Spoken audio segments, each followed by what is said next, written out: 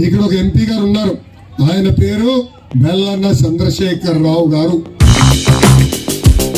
ఒక బ్రిడ్జి కూడా పూర్తి చేయలేని ఎంపీ దద్దమ్మ.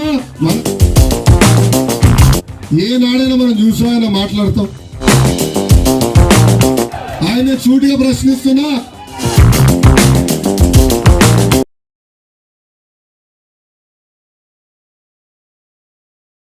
ఇక్కడ ఒక ఎంపీ గారు ఉన్నారు, ఆయన పేరు బెల్లన్న చంద్రశేఖర్ రావు గారు.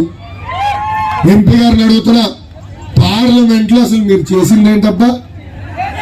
గత 4 సంవత్సరాలు 10 నెలలుగా ఇక్కడ బయలుదేరుతారు, విశాఖపట్నం వెళ్తారు, ఒక విమానం వేసుకొని పార్లమెంట్కి వెళ్తారు.